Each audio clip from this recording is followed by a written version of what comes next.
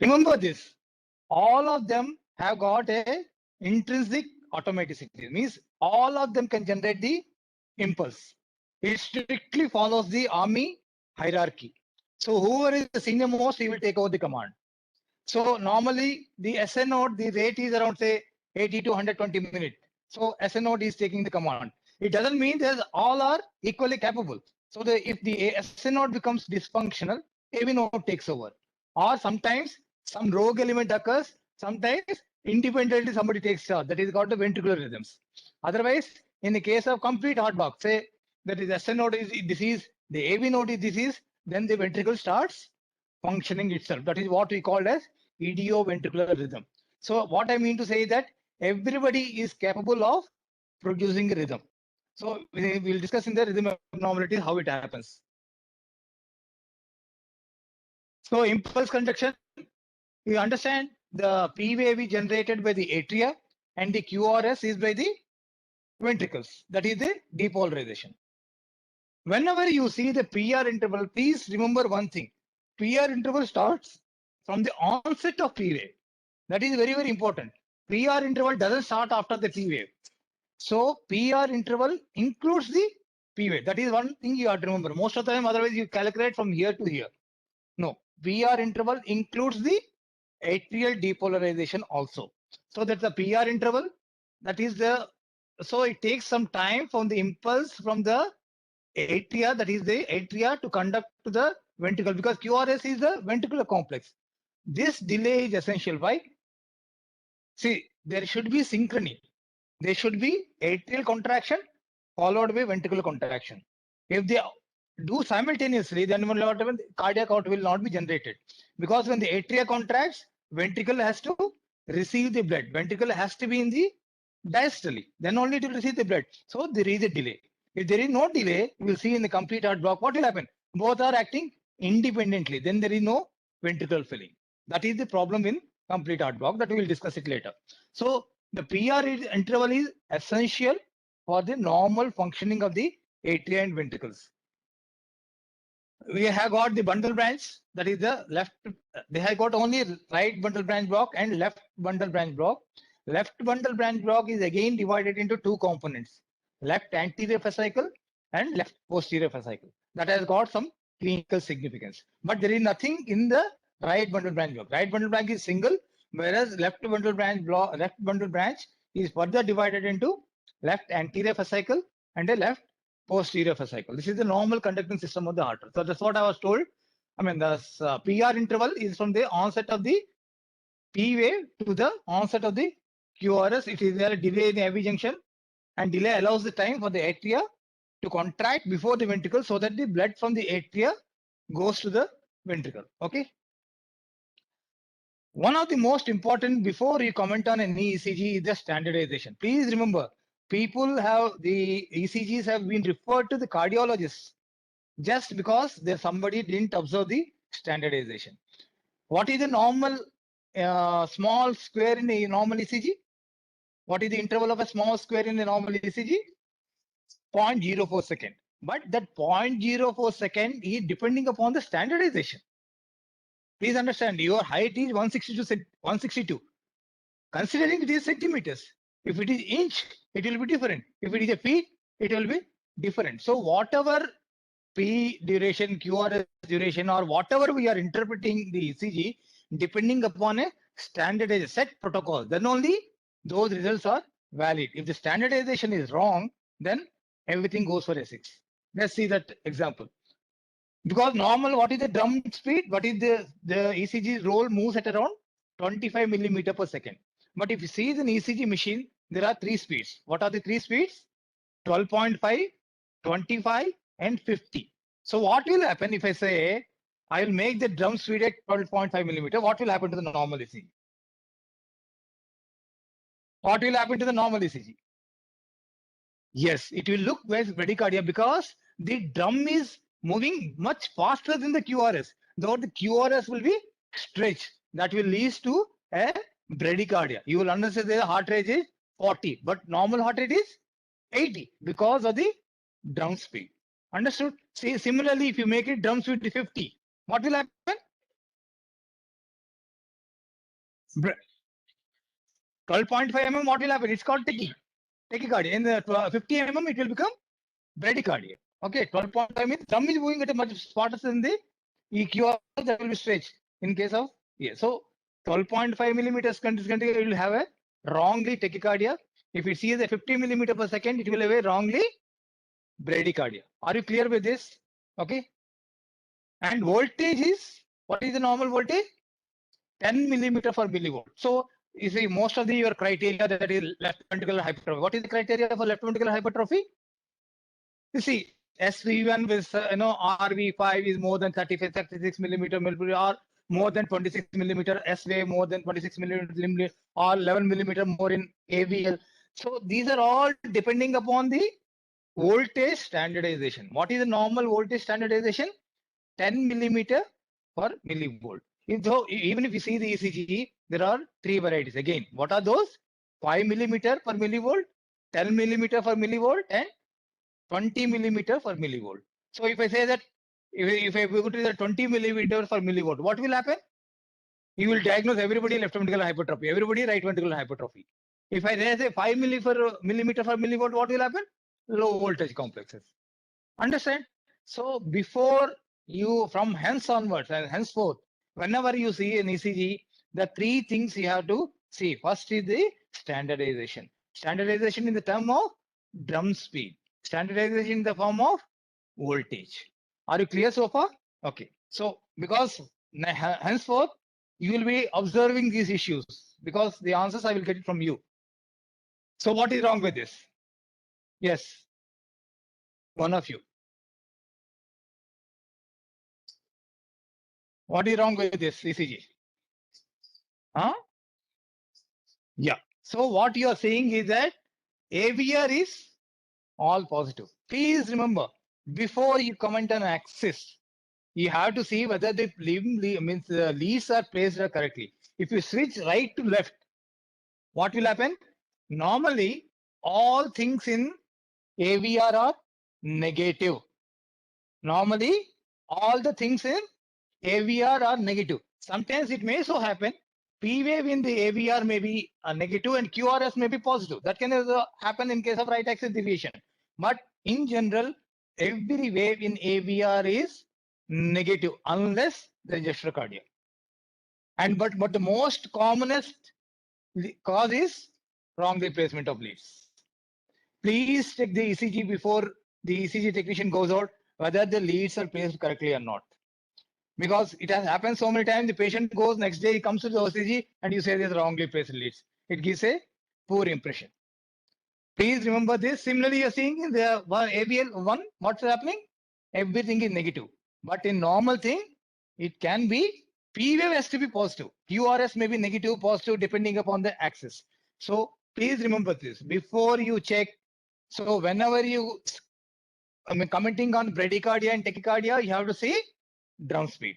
Whenever you are commenting on anything to do with the voltage, LVH, RVH, what you have to do, whether the 10 millimeter per millivolt is correct or not.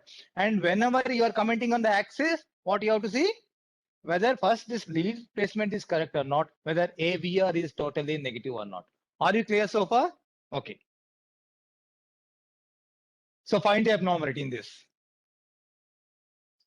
Somebody start from there so that one by one everybody gets a chance. What is the abnormality?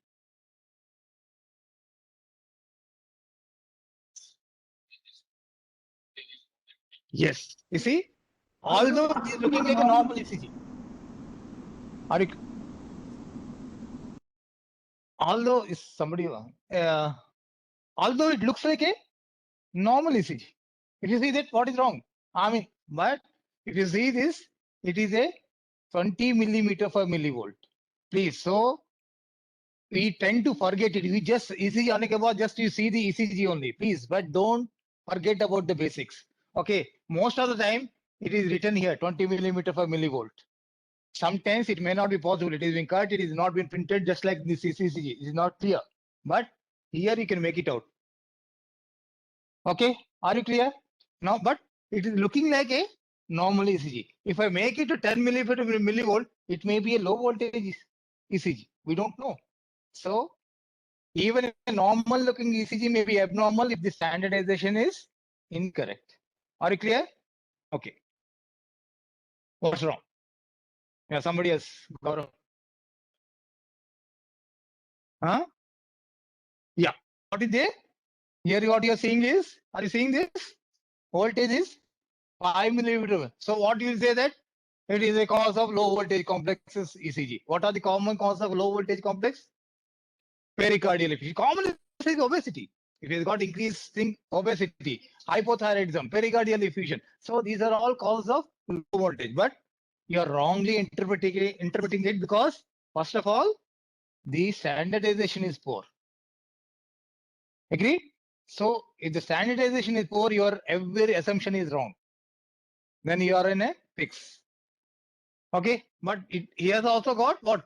Something is happening here. We'll discuss it. Why is the PVC? Why not others? Okay. So what is happening? This? Yeah, Ronak. Quick. What is wrong with this ECG? I gave a clue. Look for standardization. This is 12.5 millimeter per second. So it is see that it is a tachycardia. It is simply a tachycardia. What is the heart rate? If you see roughly around 150, but if you divide it by 2, 75. So it is a sinus tachycardia referred to medical OPD. Okay. So henceforth, please remember this. 3 things. What are the things? Speed, the voltage, and the AVR before you proceed for any comments. Because if these 3 are incorrect, any of them is incorrect, your entire ECG is wrong. Your interpretation of the ECG is wrong. Are you clear? Okay. What is wrong? Yes, somebody else. What is wrong with the ECG? Yes, Anand. What is wrong with this ECG? Bradycardia. But what did they say? Before you say commenting on bradycardia, tachycardia, what is written? Simple. It looks so simple, no? You say complete bradycardia. Of course, there are some ventricular ectopics. Forget about that part. But if you see this, you say ventricular means it is a bradycardia. But the drum speed is 50 millimeter per second. Somebody is asking. If you see the same ECG, it is of the same individual. Okay. If you see this is what has happened. This is a bradycardia. Please, so you got a lesson. Okay, why the importance of the drum speed? So that is why the things are given 50 millimeter per second, 10 millimeter per millivolt. Otherwise, it becomes. So why should we use this? So why 50 millimeter? What is the requirement of 50 millimeter? Sometimes it may so happen in the case of PSVT or supraventricular tachycardias, where it is 100, 200 per minute. We don't know whether P wave is hidden somewhere or not. So what you want to do? You want to stretch it so that we can identify the P wave. That is the use of having a 50 millimeter per second mode in the ECG. Okay. So what is the abnormality here? Huh? What standardization? Okay. So we don't comment. So we got the things. Henceforth, this will be repeated. Okay. It's not that just because now I'm in standardization, you are seeing it. Once we are out of standardization, then we will forget about the things. So whenever you see, you have to determine the first is the rate. Okay. How to rate, how you calculate the rate of an ECG? What is the rate? Normal rate? How do you calculate the rate? 1500, whatever the formula you use it. But remember, for that, drum speed has to be again 25 millimeter per second. Otherwise, your formula is incorrect. So once you determine it, then you have to determine the second step is the regularity. See, sometimes it becomes very difficult to determine the regularity. So it is very clear. But 10% variation may be there in the beat to beat heart rate because that is the sinus rhythm. Because sinus arrhythmia, During inspiration, it increases. During the expiration, it decreases. So the sinus arrhythmia is there. So normally the exact interval, but 10% variation may be there from the beat to beat. Okay. So what is the heart rate in this patient? 100 around. So 1, 5, 5, 10, 15, almost 15, 16. Okay. So you can say that the heart rate is so regular. Okay. How to calculate the rate in this? I told you. Now you calculate the rate. I told you, not you. Somebody else. How to calculate? Raunak, Arpit. How to calculate the rate of this ECG?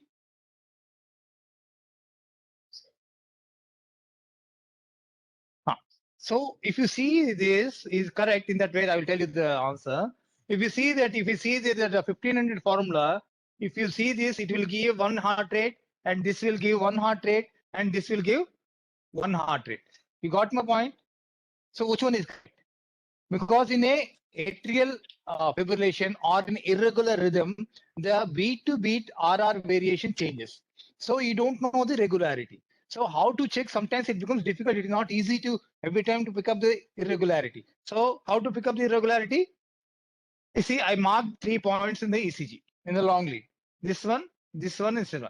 Okay, you mark 3 points, 3 R waves. Okay, that is not the T wave. T wave, there is no sharp peak. So it is difficult to identify a T wave, which is the exact point of the T wave. You take as a R wave peak. So what I said is, I marked one this, so one here, and then I moved the same to and the 3 R waves. Now you see, they are falling apart. You see, here, and here. They come again. I moved it further. Therefore, so that is how sometimes it is very, very difficult to determine the irregularity. Even I do sometimes there is a doubt. So you mark 3 consecutive R waves. In a normal regular rhythm, every time it falls at the same places. Whereas in the case of an irregular rhythm, it falls in a different place. Then you say that it is in a irregular rhythm. You got it? Because sometimes it becomes very difficult to find out the irregularity. So you mark 3 consecutive always and displace it. Every time they should fall in the same place. If they don't fall, then it's called a irregular rhythm. Are you clear? Yeah. Yes. So what he said is correct. So you see that what we know that one big square of a ECG is 0.4 seconds. Are you clear? One big square is 0.4 seconds. So 2.5 big square is 1 second. So I say that any ECG is clear. Okay, this we can't see this. So you take 6 such big, 6 seconds. 1 second is 2.5 big squares. Okay, 1 second. So you take 6 such, because in the normal A4 size paper, you only get 6 seconds. You don't get the 10 seconds unless you do a long lead too. But normal ECG, you get 6 seconds. So you calculate with from here, I mean a 2.5, 2.5, 2.5, 2.5, 2.5, around 6, 2.5. So that 15 squares, and you calculate number of R waves in this. Multiplied by 10. Simple. So you are calculating number of R waves in a ECG for a 6 seconds, and you are multiplying it with a 10. So that is what is nearest possible, but the heart rate varies changes, so you can't. So understood now how to calculate the heart rate in the case of a irregular rhythm. So how to check the BP in that case? How to check the BP? Not for your digital meter. Digital meter may give, because how to check the BP in the patient? If you say it got a mercury machine, how do you check the BP? Because every time your ear changing, sometimes the sound occurs, the first sound occurs, correct cause sound at some stage. Sometimes it may not occur in the later stage, because it depends upon the RR interval. So how to check the BP then? Every time it changes. So in that case, you take 3 readings. Or how to check in irregular rhythm? You have to take 3 BP readings, average of these 3. There is never an accurate reading, because the heart rate changes, so that the BP is changing from beat to beat. So to get the thing, you have to take 3 readings, and average of the 3 readings you have to take as a blood pressure. That is how you calculate a blood pressure in the case of a irregular rhythm. Are you clear? Okay. So now, once you seen the regularity, so what are the first thing you have seen the standardization. Thereafter, whether the AVR is correct or not. Then you have calculated the rate, regular, irregular, how to calculate. Then you have to see the assess the P wave. So remember, for any arrhythmia, to identify the arrhythmia, the clue lies with the P wave. पहले सबसे पहले अगर कोई arrhythmia समझना है, तो you have to find out the P कहाँ है. What P is saying, that will hold the key to that arrhythmia. So in arrhythmia, if you just don't get confused. So if you see some irregular rhythm first, पहले P को ढूंढो. P क्या बोल रहे हैं? Whether P is every P is followed by QRS or not, that is what one thing. Every P is followed by QRS not. Okay, so the clue in diagnosis when arrhythmia is lies with the P wave. अगर P को आपने पहचाना और identify किया कि absent है, then only you can decipher the arrhythmia. So the most important is the P wave. See in this case, as the P wave, they are regular. Can you determine the atrial heart rate? You can see what is the heart rate? What is this heart rate we are talking about? We are talking about the ventricular rate. The heart rate we are talking about is the ventricular rate. What is the atrial rate? How to calculate the atrial rate then? Understood? We are calculating the ventricular rate in the ECG. So in the ventricular, same thing. Atrial rate also between two P waves. Simple, yeah. समझ गया? Atrial rate is also between the two P waves. So what is the normal? Same thing. In the regular rhythm, there are no issues. So there is something called atrial rate. There is a ventricular rate. But conventionally, whatever we are dealing with, whatever we are saying is a ventricular rate, because that is going to determine your cardiac output. Okay. So are the P waves? So do the P waves look alike? Yes or no? Yes. Okay. Because see, any arrhythmia, you have to answer these questions every time you see an arrhythmia from this onwards. You have to address these questions. If you address these questions, it will be very, very easy to identify the arrhythmia. Okay. Is there any P wave before each QRS? Yes or no? Yes. So interpretation, normal P waves with normal QRS is a normal ECG. Maybe a patient having a bit of tachycardia, heart rate around 100. Are you clear? Okay. So determine the PR interval. PR interval is, I said, from the onset of the P wave to the onset of the Q. Okay. The PR interval is 0.1 to 2 seconds. Provided again, I'll come back to this. Standardization, the drum speed is 25 millimeter per second. Please don't forget that. Otherwise, everything goes for a 6. Okay. So interpretation, 0.2. What is normal QRS duration? What is normal QRS duration? 0.2 small squares, 0.08 millisecond. Please remember, I saw that people coming with lot many ECGs nowadays coming for the recruitment of the DSA person. RBBB. RBB के लिए you have to have QRS prolongation. If you don't have a QRS prolongation, there is nothing. There is no RBBB. For any bundle branch block, first and foremost criteria is that the QRS has to be more than 0.12. Otherwise, there is no RBB. It is some non-specific intraventricular conduction delay if there is some notch. But unless the QRS is not prolonged, there is no RBBB. Okay. Because a lot many ECGs I am seeing this RBBB. So interpretation is 0.08 seconds. Now, third issue is how to identify the axis. Yeah. Anybody? How to identify the axis? See, normally, how are the leads placed? You have got this. What is this lead? What is this? AVL. Okay. So how much? This is the neutral position. This is 0. What is this lead? This is AVL. AVL, this is lead 1. Okay. So this is AVL. So what is the distance between this and this? 30 degrees. Okay. Now if you see your feet is AVF. Then this hand is, so you have got AVR, AVL, and my feet is AVF. So this is 1. This is 0. Okay. Lead 2. Where is lead 2? This is the anatomical position, no? So where is lead 2? 60 degrees. So 90 degrees is your AVF. Where is lead 3? 120. So you got it. This is what degree? Minus 30, 0, 60, AVF is 90, lead 3 is 120. Forget about the AVF.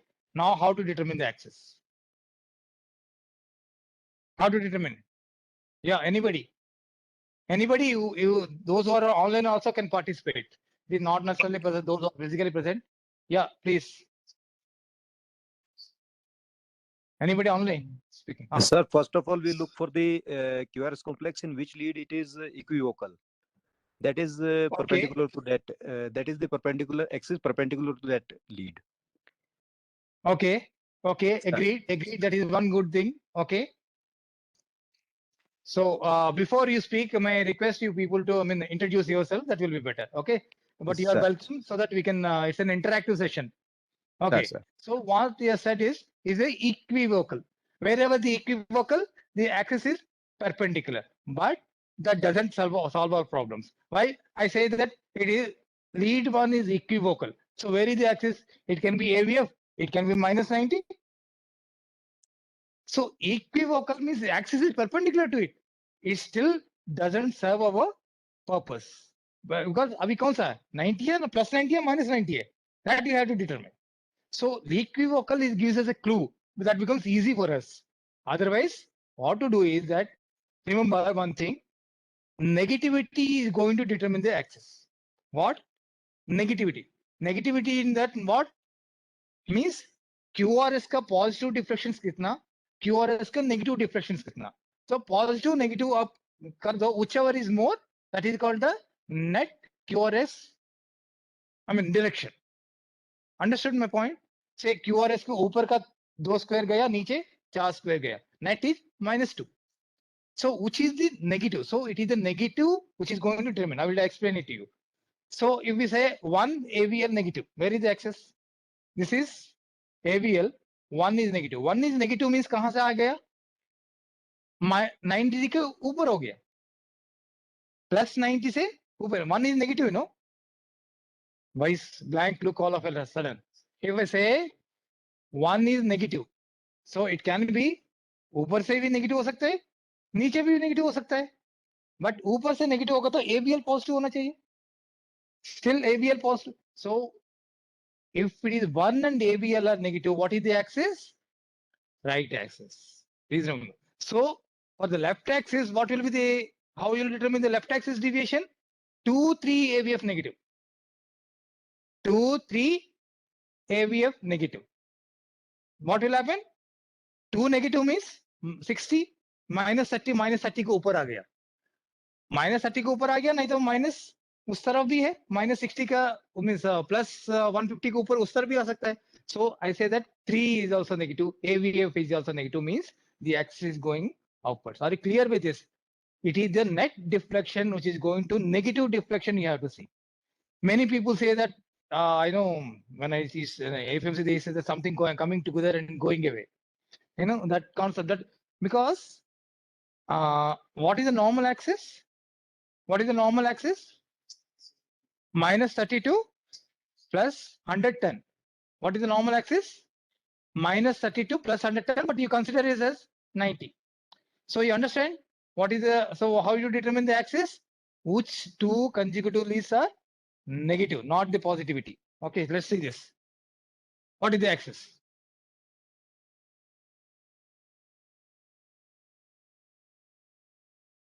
What is the axis? Okay. What is see? What is happening? One is negative and AVL negative. I'm not saying which one positive. So one AVL negative means, but is it wrongly placed leads? Negative. But the PV is positive and T is positive. It is not wrongly placed leads. So it is a right axis deviation. Okay. So AVR में आप बोलोगे positive है. Only QR is positive. T is negative. P is negative. So it is not wrongly placed leads. Agree? So it is sometimes you can also call this a northwestwardly axis. Gross left axis deviation or gross right axis deviation sometimes leads to the fourth criteria called north-westwardly axis. Okay, but understood? So it is the negativity which is going to determine the axis. Yeah, what is happening this?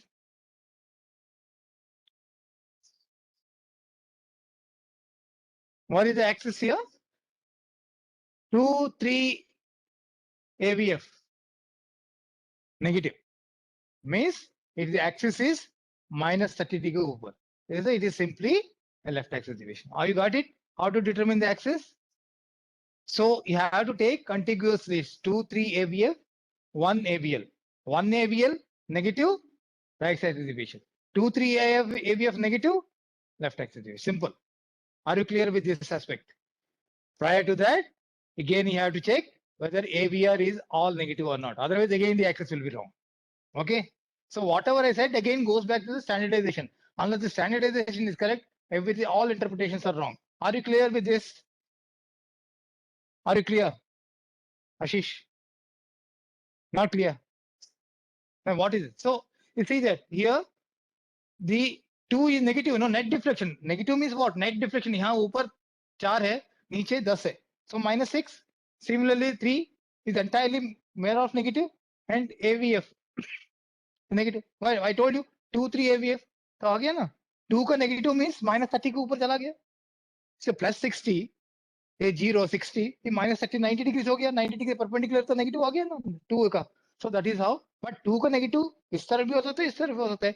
2 for that 3 has to be negative, then only left axis deviation. Are you clear with this? Okay. Now we'll come to the bundle branch blocks. Okay. So you have got an SA node. It's a AV node. It's a bundle of is right bundle branch. The left bundle branch is a left anterior fascicle. Sorry, left anterior fascicle and a left posterior fascicle. There are for the left bundle branch, there are 2 fascicles, the left anterior and left posterior. Why?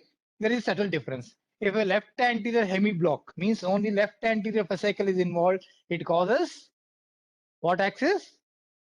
Left axis deviation. What it causes? LAHB, left anterior hemiblock.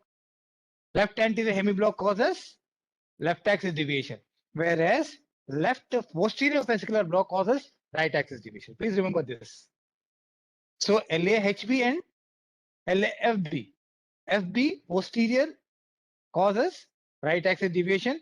Left anterior hemiblock causes left axis deviation.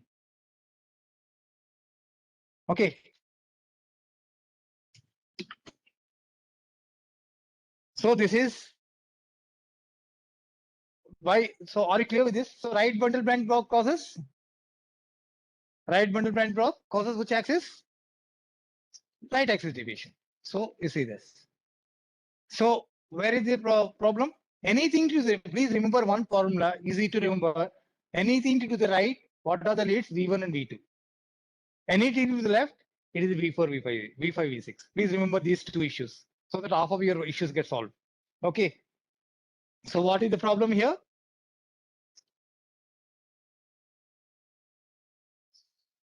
So what is this QRS duration kitna hai? You see where is the what is the QRS duration? More than this. So QRS is prolonged. First, see, go step by step.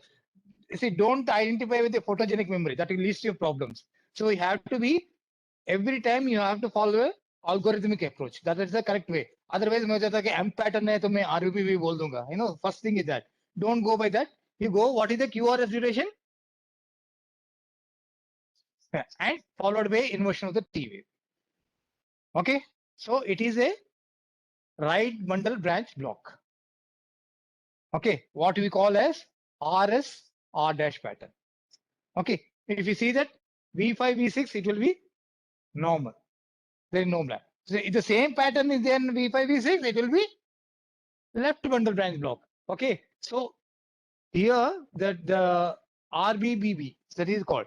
So if there is associated with right axis deviation or not, is a different thing. So first and foremost, what is the criteria? QRS duration has to be prolonged.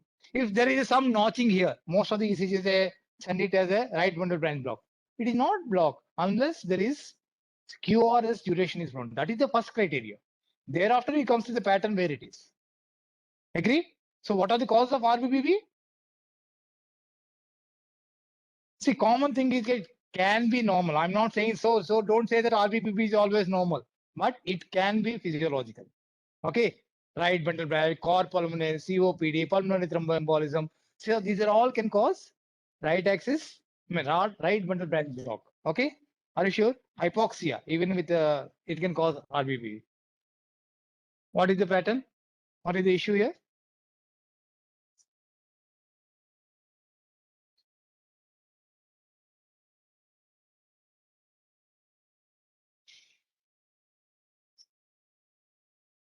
Hmm?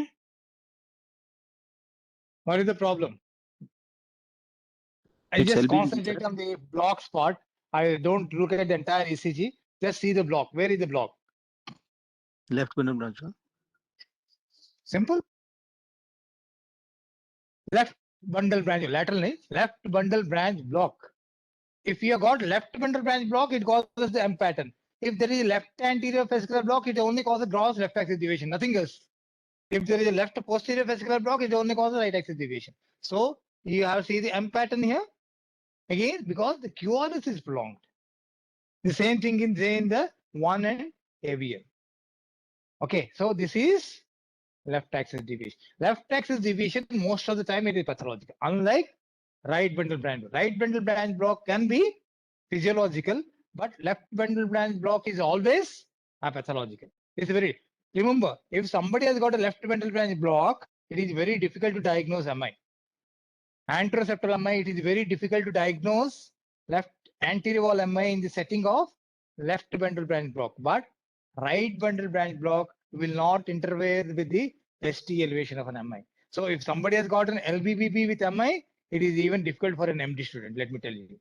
Okay, there are some criteria for that, but for the time being, remember that M pattern is in V1, V2 is suggest RBBB and V5, V6 suggest LBB. Then comes the another pattern called the bifascicular block. What is bifascicular block? Means two fascicles is involved. Say somebody has got the RBBB with left axis deviation. So what are the two fascicles are involved? A left anterior hemi block and right bundle. So that is called a bifascicular block. Or it can be LBBB with RAD. Okay, so that is called a bifascicular block. What is a trifascicle? And the thing is also involved. So it is even these two are there, and the thing that is prolonged PR interval. So the trifascicular block is prolonged PR interval with RBBB with LAD or LBBB with RAD. Are you clear with the bundle branch blocks? Left bundle, right bundle, and the anterior hemi block and the posterior fascicular block. Now we'll come to the arrhythmias. So I tell you, always follow this same pattern of recognition. Sinus rhythms, premature beats, supraventricular, ventricular, AV junctional blocks. Remember, we don't use the word. What do you mean by supraventricular? Anything above the ventricle means even the bundle of his. Remember, the bundle of his से ऊपर जो भी है वो supraventricular है. It includes the atria and AV node and the bundle of his. Whereas only the ventricle is ventricular. Nowadays, we don't use the term supraventricular or ventricular. We use the terms narrow QRS complex tachycardia or wide QRS complex tachycardia because of the management issues. I will let you know what are these two. Okay, we have got sinus bradycardia and sinus tachycardia. Okay, what is this? Sinus bradycardia. Simple. Provided, again, I will come back to that. I want to insist upon that the drum speed is 25 millimeter per second. If you say that it is 50 millimeter, then it will be like this only. Okay, with a 25 millimeter per second, what is the heart rate? Around 30. Whatever you say that, you can just count the squares less than 40. Anyhow, okay. 1, 2, 3, 4, 5, 6, 7, 8. 8 या 40 का ऐसे नीचे गिर गया 1500 में divide कर दो है 35 around 35 36 कुछ होगा. So rate is 30 beats per minute. Regularity, regular or irregular? Why question mark? Regular, no? Okay. P waves present. Are they followed by QRS? Yes. So PR interval normal. QRS duration. Okay, clear. So it is sinus bradycardia. So you have to fill all these criteria to call it sinus bradycardia. Don't go mechanically ki sinus bradycardia. You always make it a algorithmic approach. That is how you approach this thing. Okay, what are the etiologies? Commonest thing, sinus bradycardia, athletes. Okay, but somebody is most of the time you see in the clinical practice is somebody is in beta blocker. So somebody is in beta blocker. If you see a prescriptions, most of them are metoprolol or verapamil. What you have to see is that whether heart rate is above 60 or not. If it is below 60, you decrease the dose of metoprolol. Okay, that is what you are supposed to do in MI room. So anybody in the beta blocker, you please check his pulse. If it is less than 60, you have to reduce the beta. That is the commonest cause of bradycardia. Okay, even hypothyroidism in the sleep, they all cause sinus bradycardia. Okay, rhythm. Great. Great. It's around say 15, so 100 roughly. कितने square से? 10 square से? 10, 12, almost. So around 120. Okay. Rate is 130. Regularity? Regular, irregular. Why so much of time here? Again, if you have a doubt, use the 3 pointers. On the paper, you mark 3 R ways and you displace it every time you see it. Okay. Regularity, P ways, normal. A PR interval, 0.1. Now what is normal PR interval? Up to 0.20. QRS duration, narrow complex. Means anything 0.008 is narrow complex. So you say that interpretation clear every time. So if you use this formula, you'll detect any arrhythmia. Let me tell you. So now the premature beats, premature atrial beats, premature ventricular beats. What is this? Where is the problem?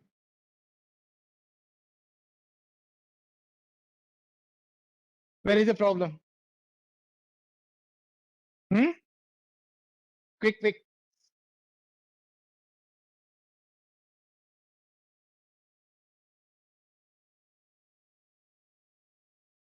Huh? Where is the problem? You see the ECG. Just. Huh?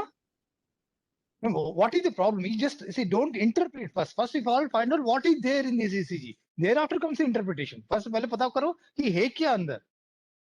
What is this? You see this P wave? What is this?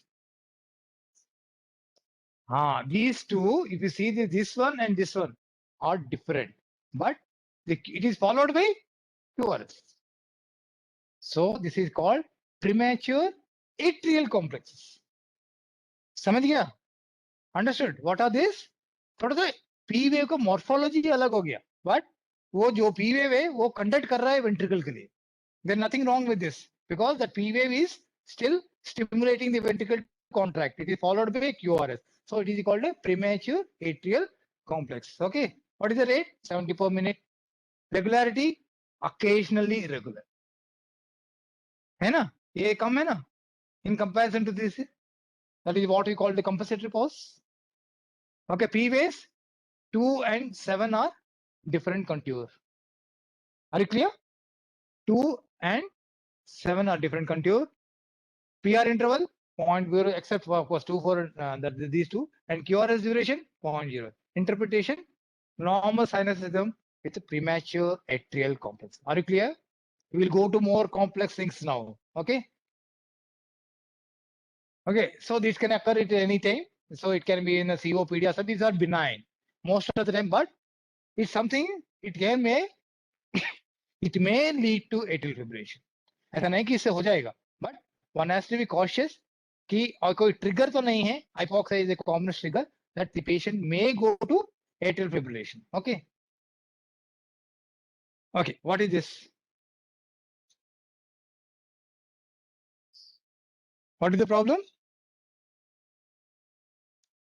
Okay. You go again. So I told you, you follow the algorithm. So what is the common algorithm? Rate. So okay, whatever the 75, but here there's something wrong with this. Almost the rate is 75 per minute, 60 or whatever they count. Regularity, except for this. Regular, occasionally irregular because of this complex. Okay. P waves,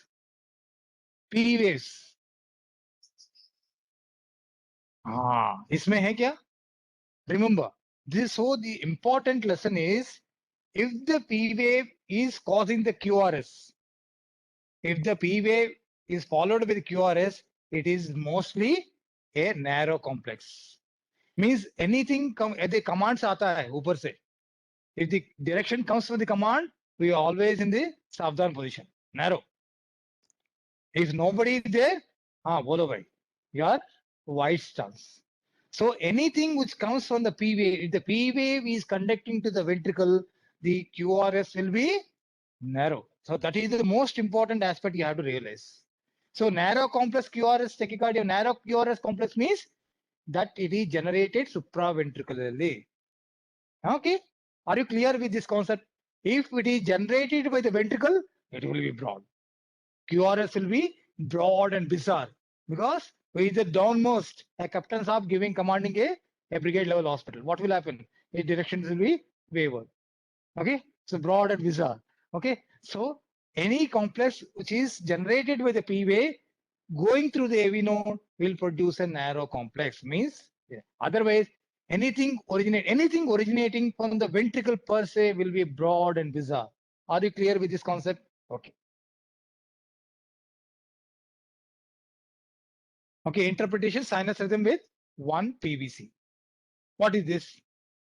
So you can have, so how do you know? Sometimes it is easy to decipher where the ectopic originates from, right ventricle or the left ventricle. So how do you remember? Left ventricular ectopic causes RBBB pattern. What it causes? RBBB pattern. Whereas right ventricular ectopic causes LBBB pattern. Simple. So left ventricular ectopic causes RBBB pattern, right ventricular ectopic causes LBBB pattern. But it is a polymorphic. So it's a two different morphologies of the, again, both are wide, both are QRS complexes wide. Are they followed by P wave? No. Broad, bizarre QRS complexes without P wave is ventricular ectopic. Okay. Are you clear with this? Okay. Sinus rhythm here covered, premature now the supraventricular and ventricular. Okay, these are the two important things. You have to be clear with this concept. Any doubts, please stop me. So what are the yeah. See, an ectopic, why does a compensatory pause? Say P wave is generating. Okay, it comes to the AV node, it is causing the QRS complex. Now kya ho gaya? Suddenly the ectopic is generated by the ventricle. Ectopic is generated the ventricle. So the P wave which is coming out, which has generated, it is not going to the ventricle because it finds the ventricle in a refractory period, because it has died its own death. It has to wait till the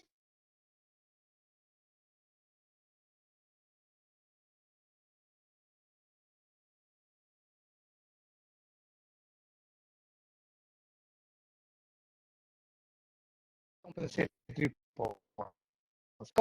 The ventricle has suddenly started. The P wave which has originated submerged somewhere, which died its own death. It has to wait the compensatory pause in the case of an ectopic. Are you clear? Okay. So we have got the supraventricular arrhythmias. It can be atrial fibrillation junction.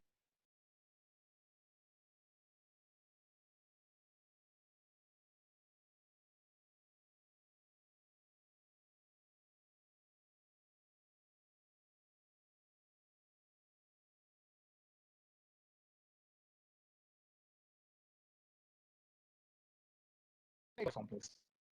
Wide QRS means wide QRS. What it is? It has to originate from the ventricle.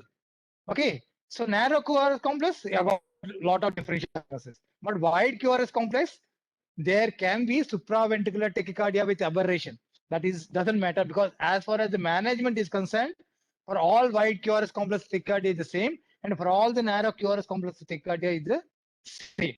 That is why we divided into these two: narrow QRS, wide QRS. So narrow QRS again, regular or irregular. So irregular is commonest. First, second, third, fourth, fifth, 1 to 10 causes of irregular rhythm is atrial fibrillation. Please remember, what is atrial fibrillation. Okay, so it is the irregular rhythm atrial flutter, atrial fibrillation, multifocal atrial tachycardia. MAT is multifocal atrial tachycardia, atrial flutter with varying block. I will tell you what, I will explain to it once I come there. Then the regular sinus tachycardia, atrial tachycardia, atrial flutter with a fixed block. Flutter है, but a fixed block it can cause still a regular rhythm. And paroxysmal supraventricular, which you are all familiar with it. And a junctional tachycardia, wide QRS. So what you have to see whenever you tachycardia, rate, narrow or wide, regular, irregular. Okay, henceforth you will put these things into practice and see how to decipher the arrhythmias. Sinus tachycardia, we are all familiar. Okay, simple. Again, why is it sinus tachycardia? It is regular, heart rate is more than 100 per minute. It is a narrow QRS complex, and all the QRS complex way preceding by P wave. That is why I'm saying in the sinus tachycardia. Remember this. So use this formula every time. Don't say that just because I thought of sinus tachycardia. No, there is a science behind it. Why we are calling as a sinus tachycardia. Are you clear with this? Okay. So next is the junctional. Okay, I will come to the atrial flutter and fibrillation. What is junctional? Junctional means where it is originating from. Where it is originating from the AV node. So AV node से आगे P wave कहाँ से आएगा?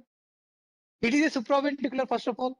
Junction is a supraventricular tachycardia, means narrow complex QRS complex tachycardia. But P wave कहाँ से आएगा उसको? It can be P wave. Sometimes it may happen कि junction से AV node से आया for whatever reason it is. SA node is not function, or due to some drugs. Common cause of junction tachycardia in children is digitalis. Digitalis toxicity causes junctional tachycardia. Okay, even the myocarditis, centric fever, sometimes they call, and the pediatric children, junctional tachycardia is very common. So junctional tachycardia, by virtue, we know that it is a narrow QRS complex tachycardia. Is it a regular tachycardia? Because AV node आ रहा है, it is a 40 to 60 per minute. वो अपना rate पे चल रहा है. Only question is P wave नहीं है. अगर P wave absent है तो हमने क्या सोचा है? P wave is absent in common arrhythmia where P wave is absent is atrial fibrillation. But atrial fibrillation is a narrow complex. But atrial fibrillation will be a irregular rhythm, whereas junction tachycardia is regular. That is the only difference.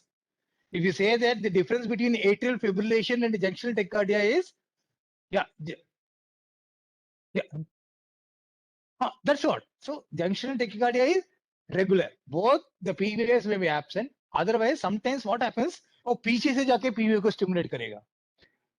That is what called a retrograde P wave. Okay, what you are seeing is here a retrograde P wave. Okay, but don't remember for you, if you understand that is a narrow QRS complex and a regular rhythm is a junctional tachycardia. See, tachycardia again it depends. SA node का normal is 80 to 120. उसका tachycardia हो तो 140 होगा और ventricle का rate is 30 to 40. आप बोलोगे कि supraventricular tachycardia से है higher heart rate than a ventricular tachycardia. Because ventricle का अपना ही 30 to 40 है. उसके लिए 100 काफी है. See, it is twice the normal, means 2.5 times the normal of ventricular rate is 100. Whereas 2.5 times the supraventricular is around 200 to 200. That is why the supraventricular narrow QRS complex tachycardia is a much higher heart rate than a wide QRS complex tachycardia. Are you clear? So junction rhythm, I told you, is regular. It can be bradycardia, that's a different issue because normal is junction, AV junction का heart rate ही कम है. In intrinsic rate of the AV node itself is less than the SA node. So narrow QRS complex without P wave, regular rhythm is junctional rhythm. Are you clear? So what is this? Narrow cardiac rate is usually 100 beats per minute. To define as tachycardia, first component is tachycardia, no? Then the QRS duration is less than 0.12 seconds. Indicates the atrial going to occur AV node or supraventricular, just available. So, okay. This is a multifocal atrial tachycardia. What is multifocal atrial tachycardia?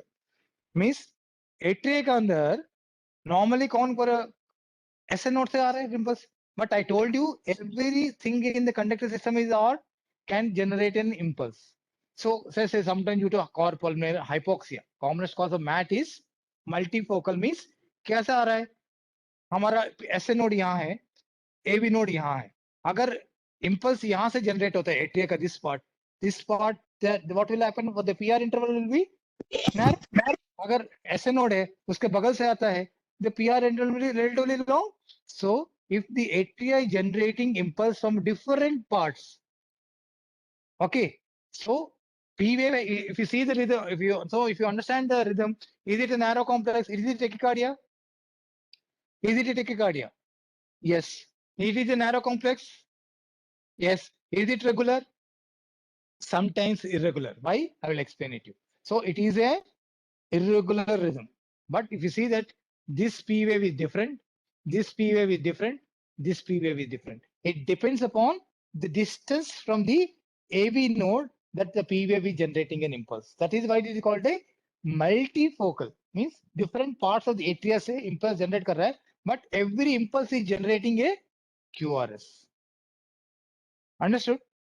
Every impulse is generating QRS, but atria के अंदर different portions से impulse generate कर रहा है. That is why the PR interval is varying. Okay, that is called a multifocal, means 3D. But for that to call it a mat, again there has to be 100 heart rate. If it is less than 100 heart rate, what do we call it? Wandering pacemaker. It is just as a theoretical concept, nothing significance as far as clinical is concerned. So wandering pacemaker means same, different जगह से आ रहा है, but heart rate is less than 100. Okay, but for all practical purpose, it is called multifocal atrial tachycardia. Okay, are you clear with this? What is happening? You see, 1 hour is now, we are no more talking, no, you have to define in those terms. Then only you will understand the arrhythmias better. First of all, is it regular? Rate kitna? Rate kitna? What is the rate here? 70, 70 to 80? A narrow QRS? Means something to do with the supraventricular. अभी supraventricular कहाँ से generate कर रहा है? तो P wave है या नहीं है? So P, what is P? I told you the clue lies with the P wave. P wave क्या बोल रहा है यहाँ?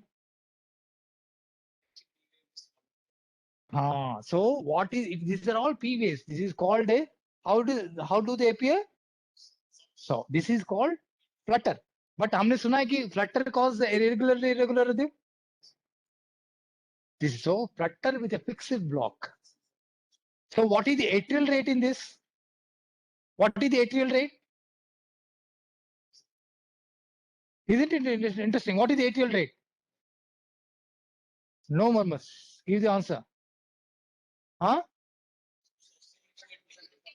हाँ ऐसे कैसे होगा? अब जनरेट कर रहा है 280, अब वेंट्रिकुलर रेट ऑफ भाई 70 है.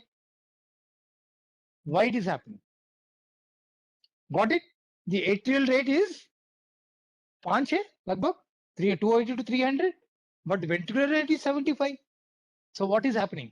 कहाँ जा रहे हैं? Block. कहाँ? So ऐसे what happens? हाँ, why happens?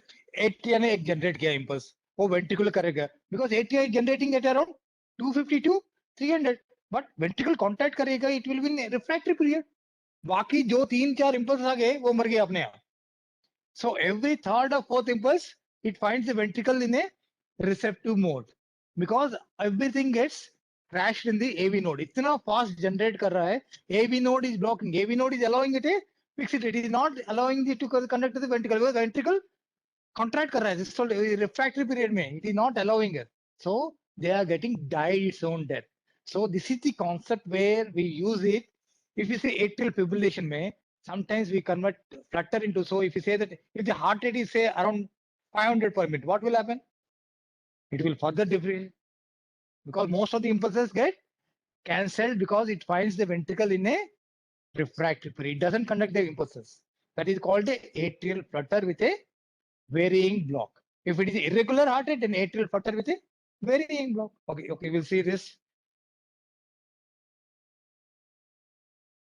250 to 3 beats, irregularly, regular or irregular depending upon the whether it is conducting, sometimes 2:3, कभी-कभी जल्दी connect कर रहा है, कभी नहीं कर रहा है. It depends upon the varying block. Sawtooth. So it is common cause is whatever the cause of atrial fibrillation, most of the causes of atrial fibrillation can cause atrial flutter. Okay, I gave the diagnosis. So, but you have to tell him why it is atrial fibrillation. Okay, now everything you have to reason out why is it atrial fibrillation. Why? Again, yes, parrot, start. Do it, do it. Bolo, bolo. Unless you say, because that has to set in your drill, then only you will, yeah, please. Narrow complex. Tachycardia or heart rate is variable. Okay, so if you want to calculate the irregularity, you have to put a 3-point always. Then only is irregular. It's a narrow QRS complex. Tachycardia is there. P wave is there or not? P wave is absent. But is it a junctional rhythm? I say that P wave is absent in junctional rhythm is also. But it is irregular. Got the concept? So heart rate is around the variable heart rate. I had to calculate it with 6 seconds in this, and the P wave is absent. Whereas means P wave is when atrial fibrillation में हो क्या रहा है? What happens in the atrial fibrillation? What is the difference between a flutter and a fibrillation then? What is flutter? What is fibrillation? See, flutter means still the atria is contracting at a around 250 to 300 per minute. Whereas in the case of fibrillation, it is just fibrillating. It is not contracting. There is no effective contraction of the ventricle. So which is more dangerous? Why? Why? Why fibrillation is more dangerous than atrial flutter?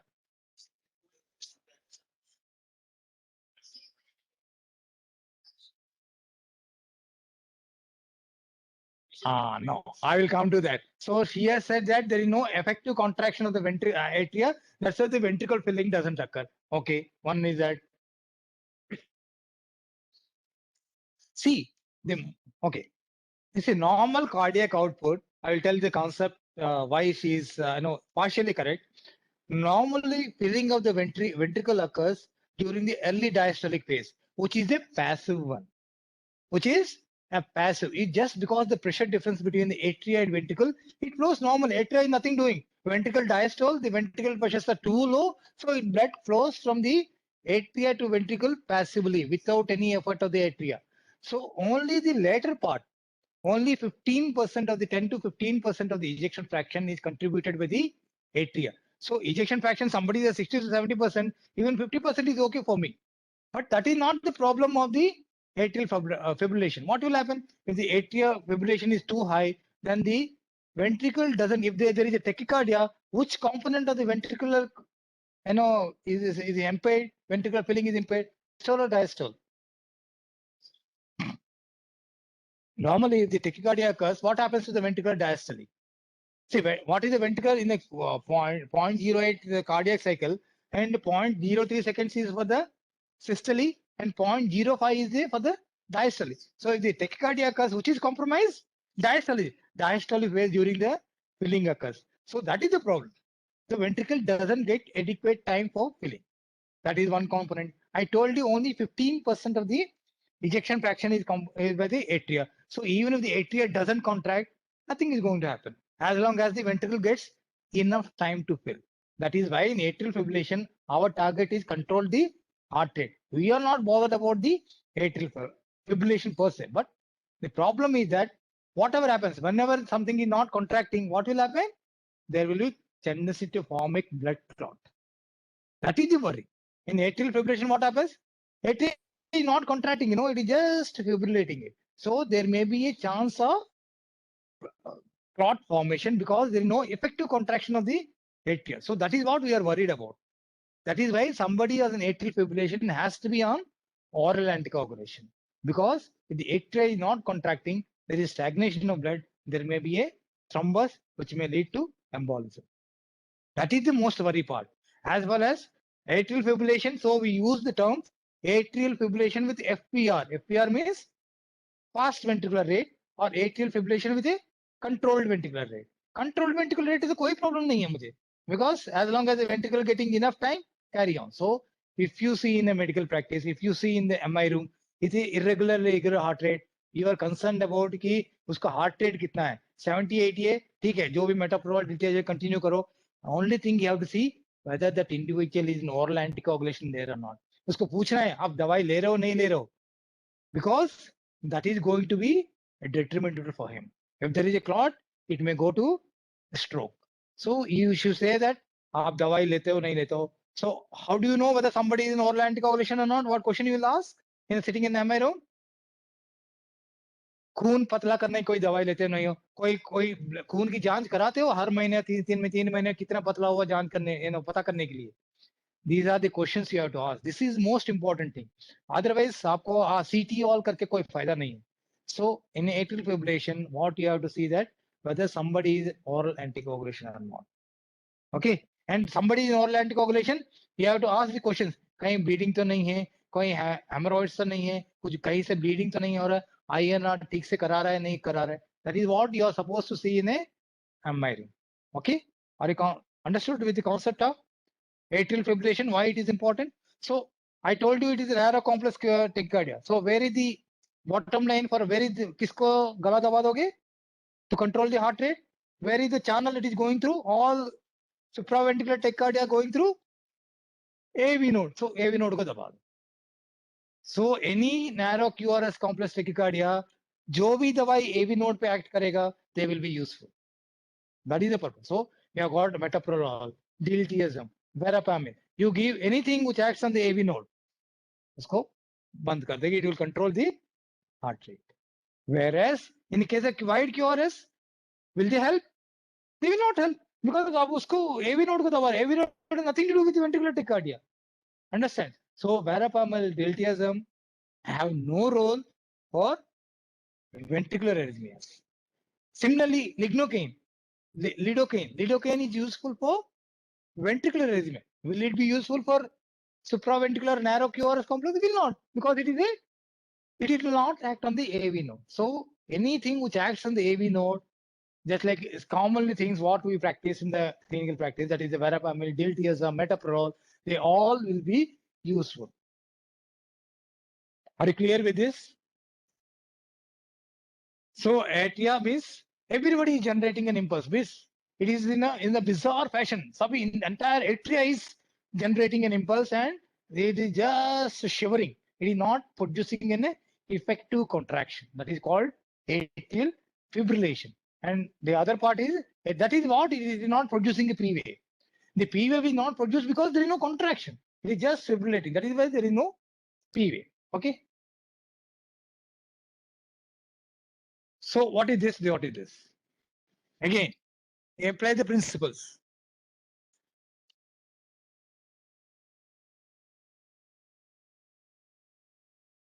ऊपर वाला क्या है, नीचे वाला क्या है?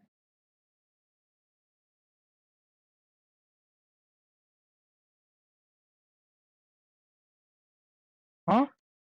What is the this one and what is this one? Okay, what is this one? Anybody?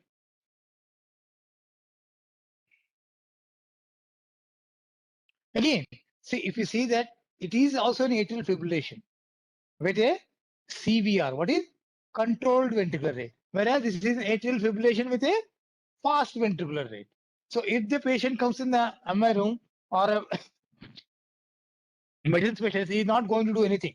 He'll just see that his oral anticoagulation is inadequate and let him continue whether he is on verapamil, metoprolol, diltiazem, whatever he takes, let it continue.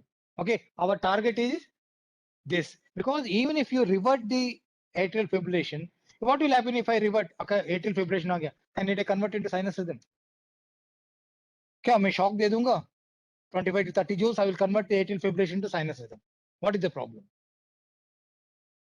What is the problem? Why can't we? Why atrial fibrillation go? Why people are in atrial fibrillation? Why not converted to sinus rhythm? Because maybe clot may be there. What will happen now? जो जगह सोया हुआ था atria, उसको आपने जगह दिया, भाई उठो. What will happen? It start contracting. It will dislodge the clot, and that will go in thromboembolism.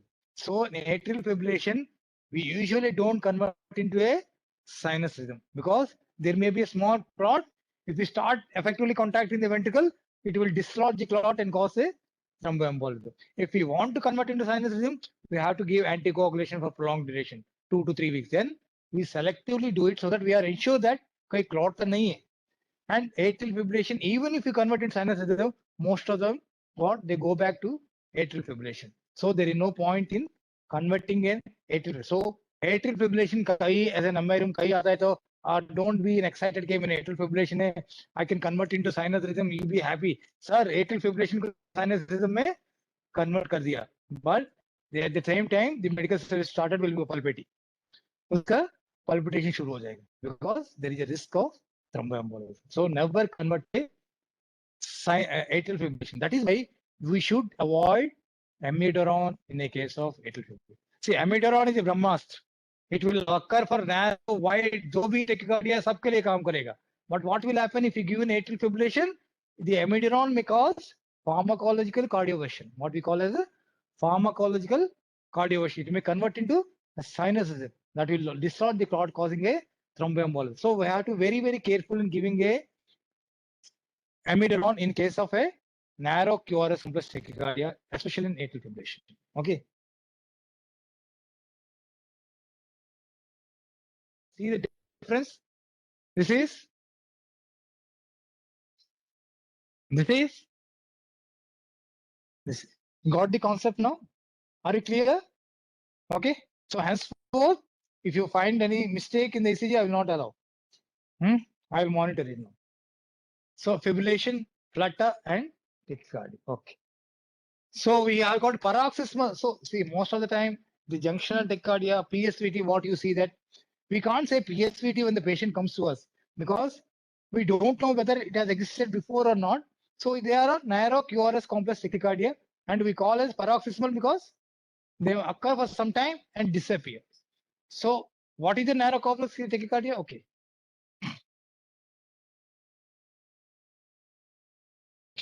What is this? Now decipher the ECG. Start. Anybody online, please be active. You also start answering. Yeah, what is this?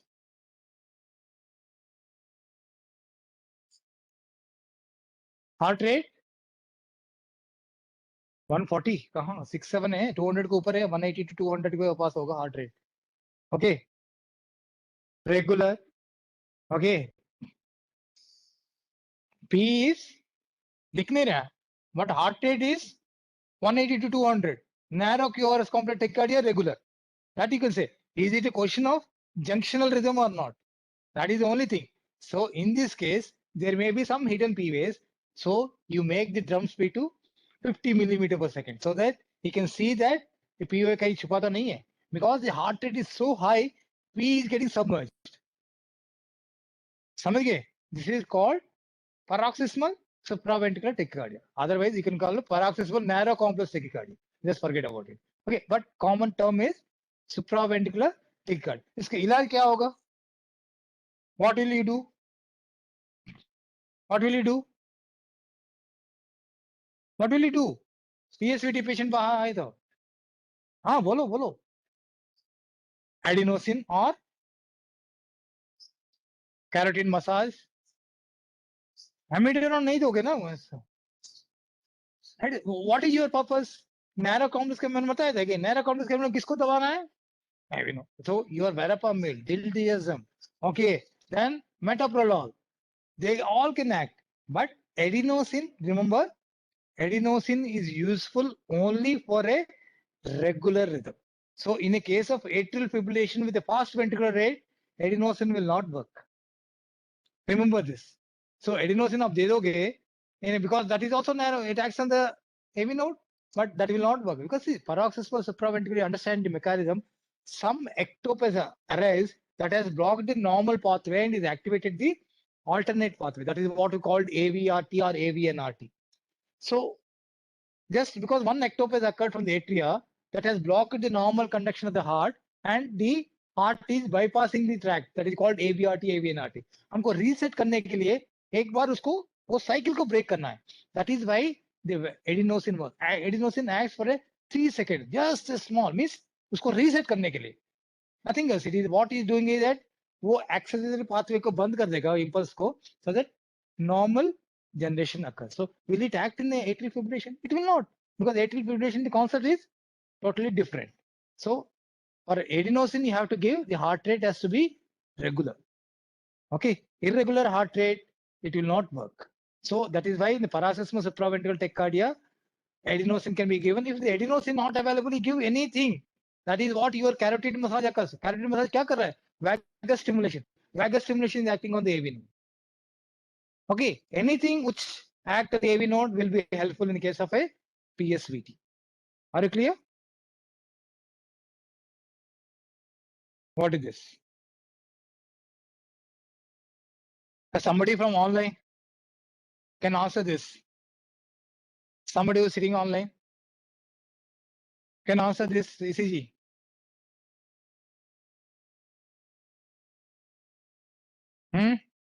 Anybody online?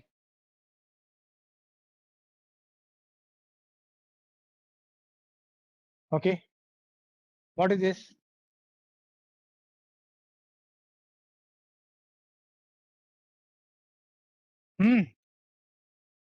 Blank. समझ में आया? What is read the ECG? No, you forget about the interpretation. Read the ECG. Huh? Rate यहाँ अलग है, यहाँ अलग है. So if you see that it is a tachycardia here. It is a normal. So it is a PSVT has suddenly occurred here. It is very difficult to capture this ECG. Okay, somebody is doing it, suddenly got the PSVT. Otherwise, it is very, very difficult to capture this ECG. Somebody was in the sinus rhythm, suddenly developed a PSVT. You see how it has happened? It was going nice and proper. Suddenly it started jumping the heart rate. This is called PSVT. So in this case, what you can do? You can give adenosine. You can give verapamil, diltiazem, or metoprolol. Okay.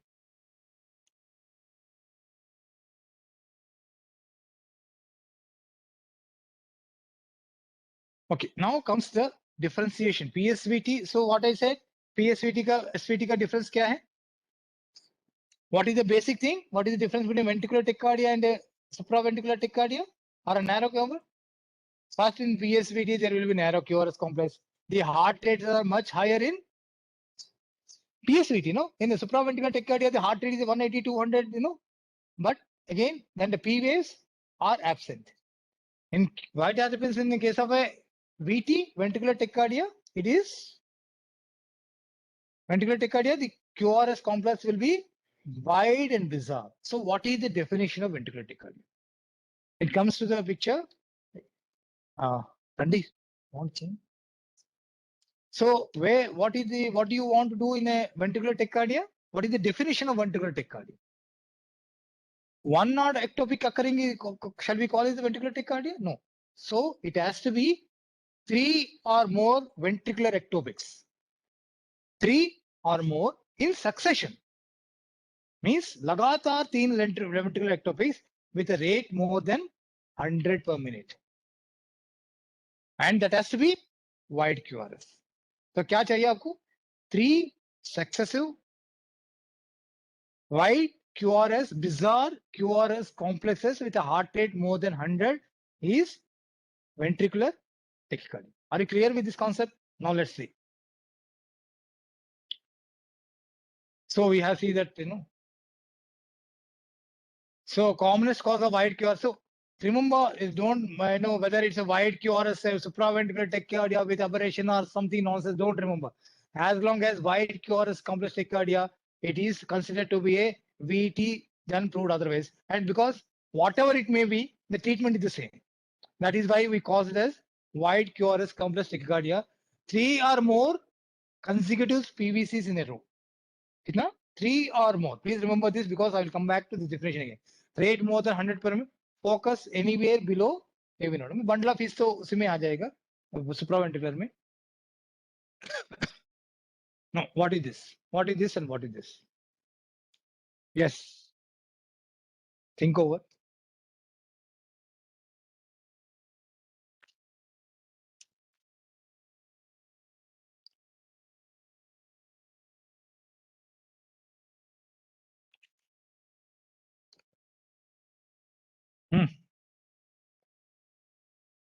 Shall I call this a ventricular tachycardia?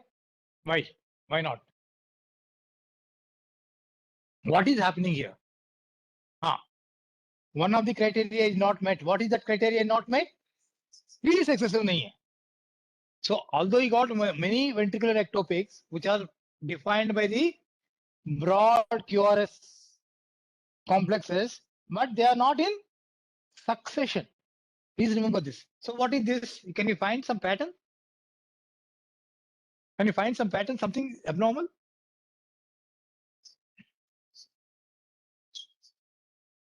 Means alternate beat is ectopic. This is called bigeminy. Ventricular bigeminy means every second beat is ectopic. What is it called as? Ventricular bigeminy. Is it a ventricular tape? Please understand why I'm saying a bigeminy, because in between there is a narrow QRS, normal beat. Agreed? So it is not, we don't call it as a ventricular tachycardia, but because the normal beat is occurring in between. So it is called a ventricular bigeminy. What is this? Trigeminy means every tri or bi means that number is ectopic. Bigeminy means every second beat is ectopic. Trigeminy means every third beat is ectopic. Similarly, quadrigeminy, pentageminy, whatever geminies you call it. But it's all interesting, but nothing clinically relevant. We are not that bothered about these patterns of whenever we do Holter, we'll find a lot many rungs of ventricular bigeminy, ventricular trigeminy. But yes, there are frequent ectopics. You have to evaluate why ऐसा क्यों हो रहा है. You know, there are many causes of even excessive coffee can also cause ventricular ectopics. So you understood the ventricular bigeminy and trigeminy. Now what is this? So you got it is a ventricular tachycardia. You got it? So what is the ventricular rate? Here around 150. 150 ventricular rate between two. So you see this, it's a broad, bizarre, not preceded by a P wave. Okay, and of course regularity you can't comment. Ectopics में तो irregular होगा, नहीं तो this is a broad QRS without preceding P wave, heart rate more than 3 consecutive ventricular ectopics. It is called ventricular tachycardia. Understood what is ventricular tachycardia? Okay. What is this? What is this?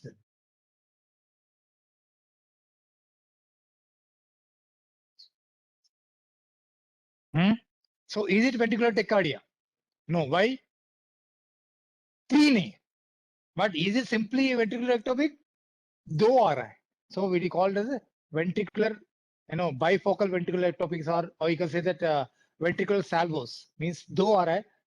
But it is by not definition, it is not a ventricular tachycardia, but it is not a simple ventricular ectopics. So whenever you see, is a lot many times.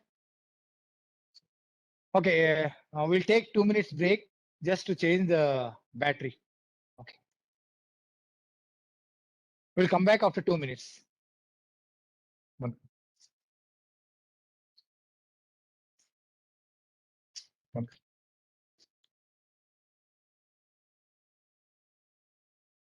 कुछ समझ में आ रहा है नहीं आ रहा है?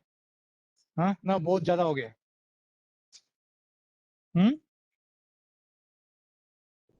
Too much of information? Huh? Is okay? Now you'll give a run for money to Majumdar. Now if I see the ECG is coming for review and you write गलत लिखा तो आपका AV नोट दबा दूंगा. हाँ?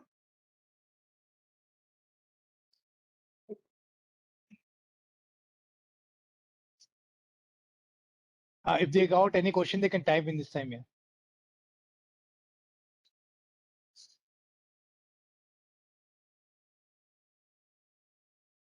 हो गया?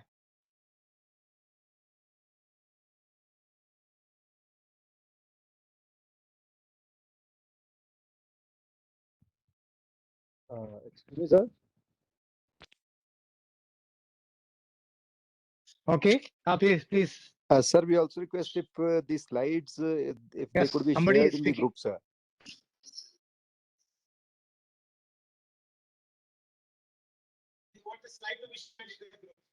Which slide? Okay, because it is a big file, it's difficult to share. Maybe no. Sir, No sir, issue, sir. sir. Thank you, sir. Because some of these sites are taken from the net. So there's no issues. I can share it. Yes. Sir, sir. Okay. So what is this? It is a. Okay, just a minute. There is some technical issue. Just a minute break.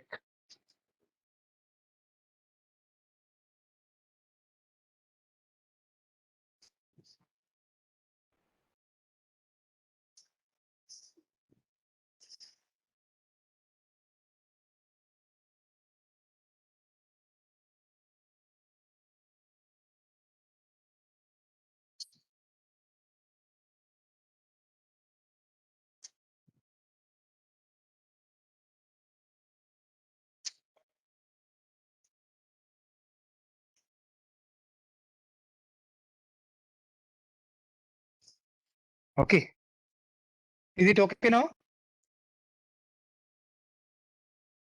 Shall we start? Okay.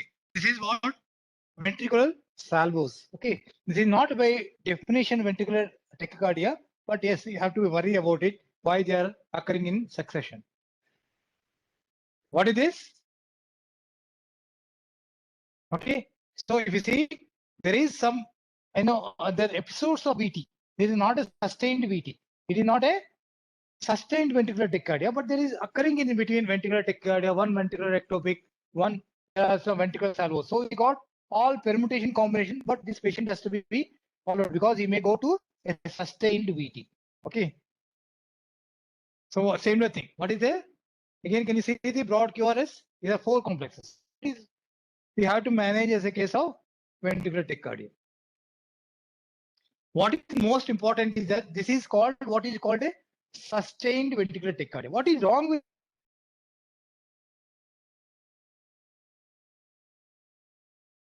what happens? So what? Why you are worried about the ventricular tachycardia rather than the atrial tachycardia? With the atrial tachycardia with 100, 200, we are not worried, but ventricle, we are worried.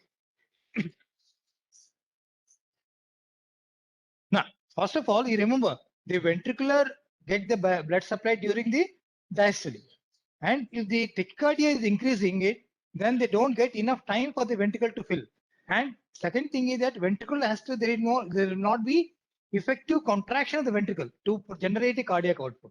So we are much more worried about the ventricular arrhythmias rather than the narrow complex tachycardias. We are more worried about narrow complex tachycardia, easy to treat. Anything you block the AV node, you can manage the narrow complex tachycardia. But a wide QRS tachycardia, it is a because ventricle is the effective contraction will be lesser, and they won't get adequate time, and they may chance for a going to a ventricular fibrillation. That is feel worse. So that is what you have to treat for that. And if you see that wide Q over the concordance, everything is the same. There's nothing to do with the axis or something like that because it is generating from the ventricle itself. All the things are coming from the ventricle. That is called the concordance of the QRS complexes and the wide QRS complexes. And if you see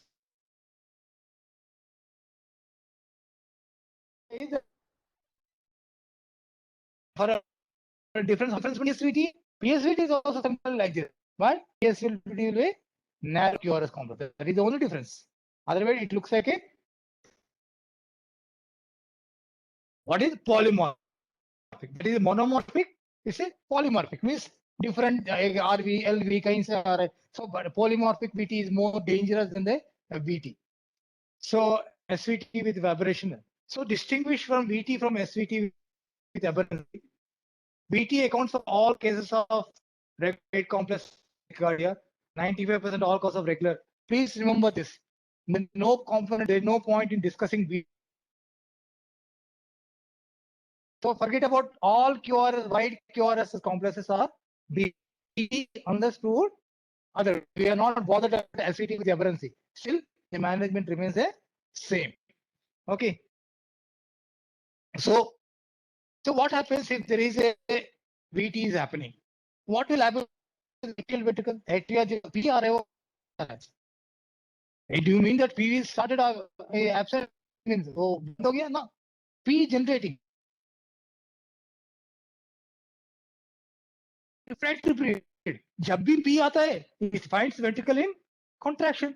So he says that अच्छा वो अभी भी act कर रहा है तो P dies its own death. So whenever there is something called AV dissociation, even if the ventricular tachycardia, see ऐसे atria अपना contract कर रहा है, ventricle अपना contract कर रहा है. What will happen when the ventricle will fill? See, ventricle will fill only during the atrial systole. उस समय ही करेगा. अभी AV कर रहा है तो ventricle का कैसे fill करेगा? Because there is no effective ventricular filling. Because ventricular filling occurs only when atria is contracting and ventricle is in receiving state. But both are contracting independently. Can you imagine how the unit is? You know, everybody is giving it different commands. Then it can't go anyway. So if it is AV dissociation. So clinically आपको कैसे पता चले कि ventricular association, AV dissociation?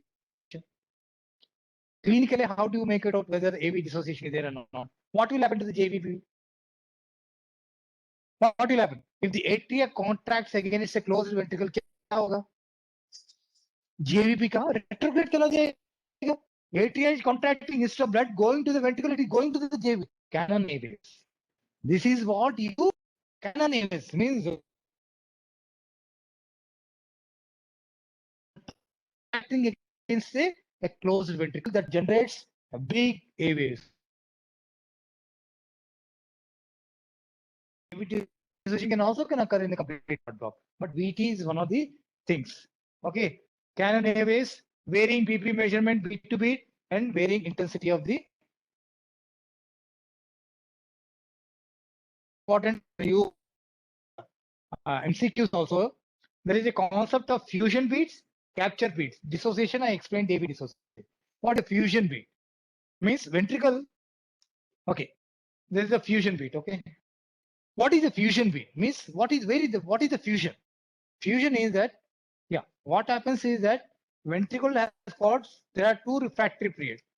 I mean absolute refractory period and a relative refractory period. Absolute means absolute, भाई जितना भी हो वो impulse receive करने के लिए तैयार नहीं है. But in a relative refractory period, it may be susceptible to receive an impulse. Impulse from where? ऊपर से. AV node से PA जो generate किया, it may so happen that it may, if the impulse falls in the ventricle's relative refractory period, that P wave may be conducted. That is what giving as a fusion beat, where it will be more of the time, many a time, a narrow QRS complex sometimes. But in a capture beat, it is in a absolutely means AV दोनों contract कर रहा है. ऐसा कभी हो सकता है, it's possible technically, where the impulse generated with the atria is captured with the ventricle. Both are contracting. It is in a permutation combination. It may so happen that the impulse generated with the atria is captured by the ventricle, which will be a narrow QRS complex. So that is called a capture beat. You see, this and this. So capture beat is a synonymous with ventricular tachycardia. Capture beat है. No, it doesn't prove that it is a, because it may in the wide QRS में एक beat narrow beat आ गया, आप सोचते कि ऐसे machine पे खराबी क्या? No, there's nothing to do with the machine. It is called a capture, because in the combination of atria and ventricle, sometimes it may so happen the beat created QRS complex. So capture beat, fusion beat, and AV dissociation. These are the three important characteristics of ventricular tachycardia. Are you clear so far? Why the capture beat occurs, fusion beat occurs? What is fibrillation? Also, again, it is fibrillation is dangerous or tachycardia is dangerous? Again, fibrillation means there is no effective contraction. Fibrillation is an emergency. Ventricular tachycardia, if the patient is stable, still we can manage with a medical management. There is nothing, ventricular tachycardia shock mat de dena. It may lead to ventricular fibrillation. So ventricular tachycardia, if you are feeling the pulse, the patient is conscious, is okay. Means it is not in a cardiogenic shock. You can manage it medically with amiodarone or lignocaine. अगर आपके पास pulse नहीं है, patient unconscious है, there is no point in medical management. Then you have to shock him. Okay, so what is called a ventricular? अगर ventricularly contract नहीं करे तो cardiac output कहाँ generate करेगा? So that is why ventricular fibrillation is a lifetime emergency. Then there you have to give a shock. अगर नहीं है तो a fist. Hey, something like you are giving a push. So in a case of cardiac arrest, you are giving a thumb. It is basically for what? It is not for the asystole. अगर asystole को तो काम नहीं करेगा. For the ventricular fibrillation. आप ताकि कोई impulse देके शायद वो revert हो जाए. That is the reason why you give a thumb. So ventricular fibrillation is a lifetime emergency where you have to give a DC shock around 250 to 300 joules. Okay. So what is this? What is this? इतने कहानी सुन के silence BT. Okay, wide QRS, regular, then no P wave, broad QRS. Here it is a V wave. Clear? If you see that ventricular rate is much higher than this. Okay, so ventricular fibrillation means there is no effective contraction of the ventricle. Means this gets a bizarre thing. So when an impulse originates in a ventricle, conduction to the ventricles will be inefficient and the QRS will be wide and bizarre. Clear? Okay. So bradyarrhythmia, I will go through faster because there's nothing much to do for bradyarrhythmia. Frankly, it is more of an academic interest to understand the generation. First degree, what is first degree? Okay, here is very clear. Most commonest cause is patients on metoprolol, a beta blocker. This is in the practice. If you see that कोई beta blocker है उसका PR interval देख लो, ECG करा के, it will be prolonged. That is a commonest cause of the prolonged PR interval. So nothing to worry.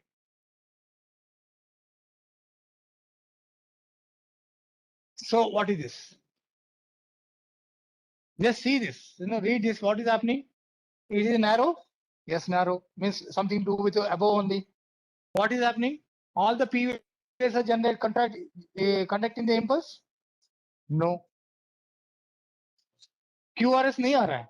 But it doesn't mean that if it is followed by wide QRS, then it is AV dissociation. But it is not an AV dissociation. मैं ventricle अभी भी चुप है कि ठीक है मैं सुनूंगा जो command जब से आएगा मैं act करूंगा.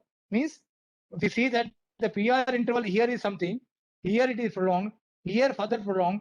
Here thereafter it is not. Means इतना ज्यादा हो गया दूसरा impulse तब तक आ गया. भैया आप रुक जाओ मैं जा रहा हूँ.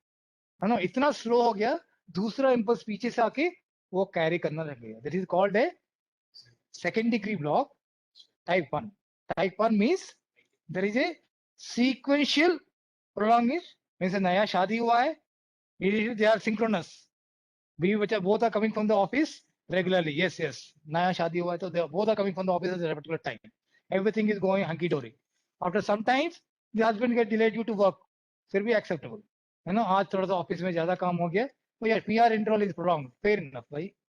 It is a common physiological phenomenon. But thereafter some time you see that he suddenly every day is increasing. By Saturday he starts coming to the house. Then why is Saturday not coming? Is suspicion. So far so good. Everybody is predictable till type 1. But type 2 आने के बाद you know that आज Saturday है नहीं यार आज Saturday क्यों नहीं आ रहा है?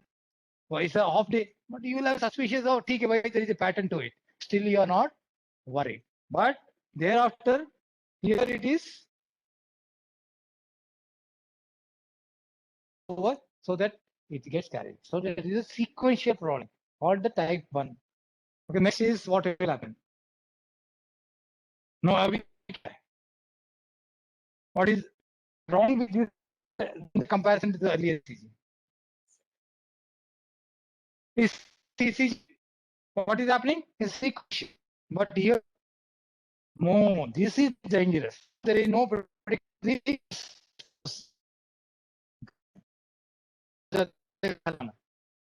That is dangerous. But whenever he comes to our house, he comes. Whenever home in time, but no guarantee that he will come home.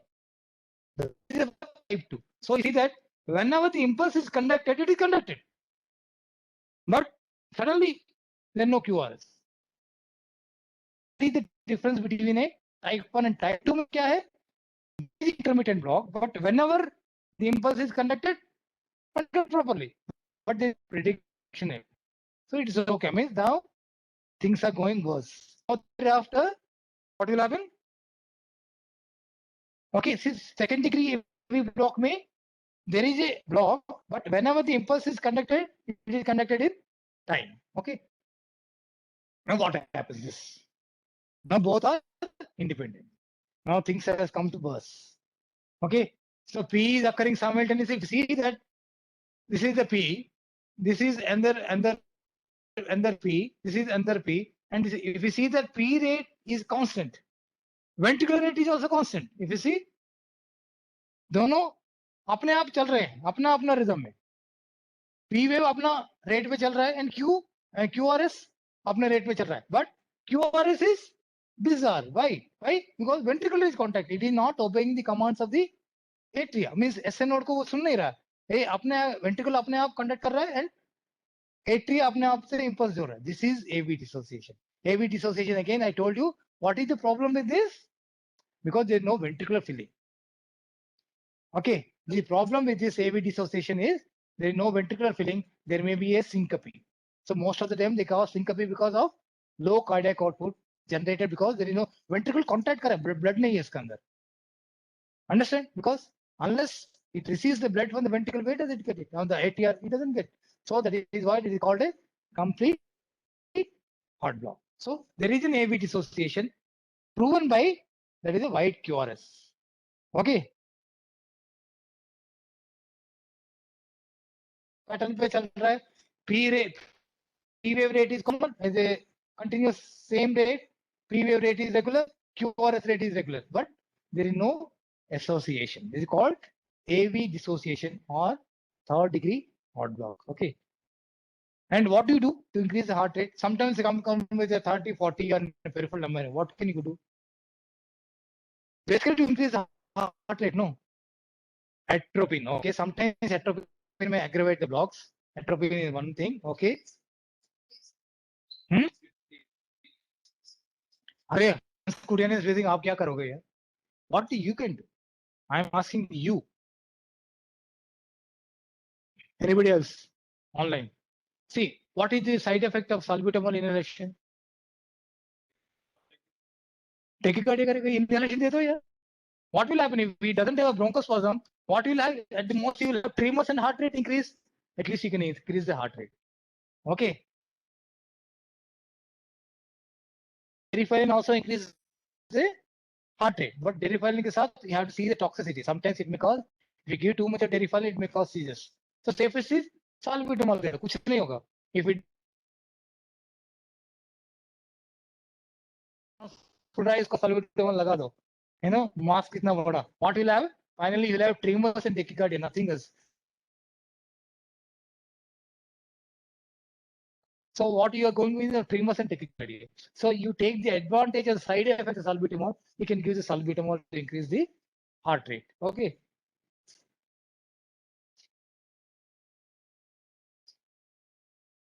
Now I'll just brief it in the MI part. How the lyrics are placed. See, you got the. I'm not. They're talking about the axis. If you see the V1 is in the left second intercostal space, right second intercostal space, and the V2 is in a. Oh, sorry. So left is okay. V2 is where? At the right, and then the V5, V3 is in between V2 and V4, V5, V6. If the heart is like this, so it's the anterior wall of the heart, which are the leads which are detecting it. Anterior, but the heart is like this, no? Anterior part. You see, anteriorly this is no. So preferably is a V3, V4. V1, V2 क्या दिख रहे हैं? Septum. It's septum in between, no? So V1, V2 is more towards septum. V2, V3 is the anterior wall. So here what is there? A कौन देख रहे? हाँ, V5, V6, and what else? 1 and AVL. So lateral wall is detected by the 1 AVL or V5, V6. Anterior wall by V3, V4, V2, V3, V4, and septum is preferably by V1, V2. What happens to the inferior wall? 2, 3 AVF? 2, 3. So it depends upon, so they have permutation combination. Anteroseptal MI, inferior MI, infralateral MI. Then what to do with the RVMI? What happens with the right ventricular myocardial infarction? So right ventricular myocardial infarction, the V1, V2, they will have a tall R wave. It will be a mirror imaging of the, because right ventricle itself, no? So if you put the posterior wall MI, what to do with the posterior wall MI? We can do the V1, V2, they will have, in the case of posterior wall MI, there will be V1, V2, which will have reciprocal changes. I mean tall R, if you put a mirror, it will do ST elevation. In the case of V1, V2, you put a mirror, you will have ST elevation if you in case of posterior. RVMI के लिए क्या करोगे? How to detect RVMI? Right ventricle is this side. So what to do? RVMI, right ventricle is in the right side. So what you are doing with the normal leads, so वो दिखेगा नहीं. So RVMI, how to diagnose the RVMI there? So you put the leads V3, V4R, put it on the right side. समझिए RVMI के लिए कैसे पता करोगे? V3, V4R, you put it on the left side, you know, the same distance, you put it on the right side. But क्या हम आप routine नहीं कर रहे हो? You are not doing putting routine on the right side. So in which conditions you will do for the RVMI? You will put the leads on the V3 and V4 on the right side. Because you are not doing, no? So which condition you will do it? So for that you understand, right ventricle is supplied by what? Right coronary artery. Okay, right coronary artery also supplied a part of inferior wall. Understand? So inferior wall MI के साथ means which artery may be involved? Right, you know, RCA. So in the setting of an inferior wall MI, whenever you see an inferior wall MI, we have to put the leads V3 and V4 exactly on the same position on the right side of the chest. That is the condition. So if you see inferior wall MI, and if you don't do V3 and V4 on the right side, you will miss out the RVMI. You can't diagnose RVMI. How does it matter RVMI? I will tell you why the diagnosis of RVMI is important. We'll see subsequent slides. Okay.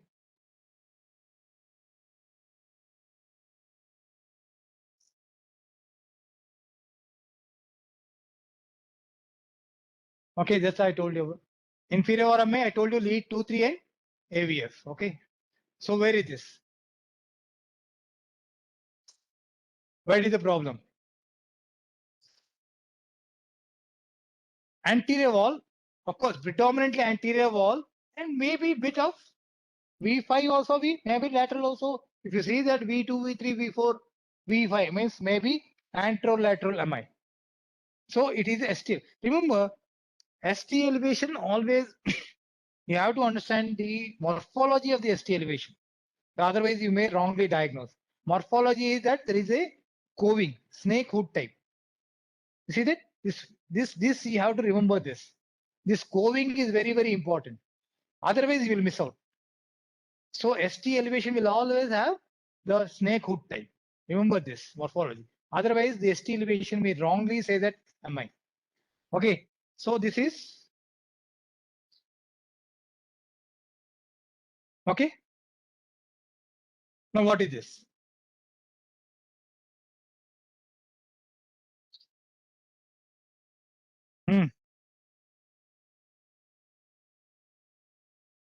क्या है? Quick, we are running short of time. We are already 2 hours. Huh? That is what I told you. I told you what? Coving. Does it have this type of snake hood type? It is only the concavity, friend. It is only the concavity is rising. Okay, just I'll say the previous slide. Can you see the morphology? And you see this morphology? Can you appreciate the difference? This is called early repolarization. It is not MI. The concavity is still maintained. This is called early repolarization. Please see this. Please keep it in mind. This morphology, again, this morphology. This is called early repolarization. It is not MI. It is not ST elevation. This is early depolarization. It can be a benign thing. Please don't diagnose this as ST wall MI and give out what you call it, give cocktail. What all things you just आते ही उसको 10-20 tablet दे देना or nothing. Okay, so you have to be very cautious about this morphology from this morphology. Are you clear with this? Okay, this is very, very important. That's why I kept this slide. It has nothing to do with MI, just to understand the concept of early repolarization. Okay, where is this? What is this? You see this V1, V2, ST elevation, and there is some LBBB pattern. Can you see this? Huh? Okay. So what is this? This is septal MI, no? Anteroseptal MI. What is this? Quick. कहाँ है? Where is this? हाँ बोलो. So it is the inferior wall MI. So what do you do in this case? You have to put the leads on the right side. V3 and V4 are the same position on the left side. You keep the same the right side of the chest to detect the RVM. Because RVMI, the patients have hypotension. And RVMI, you should be using morphine cautiously. Morphine you give for the pain relief in a conventional MI causes venodilatation, that causes hypotension. So if you give an RVMI, that will cause further aggravation. So what is the treatment of RVMI per se? You increase the fluid. Give a lot of fluid. That is the only way you increase the BP. Nothing will work. So please remember this. In the case of inferior wall MI, you have to do the right-sided leads. Okay. What is this?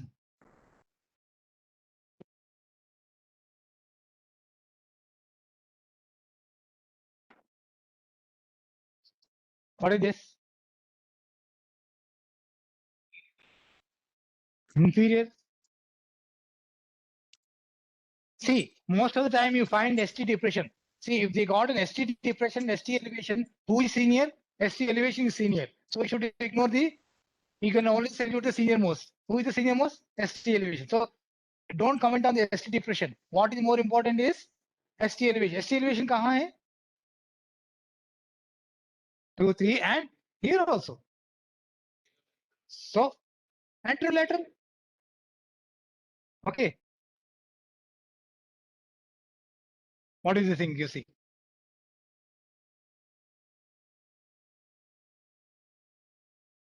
See the ECG. I'll just give a minute. If you tell correctly, then our effort is, I'm successful. See, read the ECG. Please, I say the word, read the ECG. If you can diagnose this, then the effort is useful. Successful. Read the ECG, I say.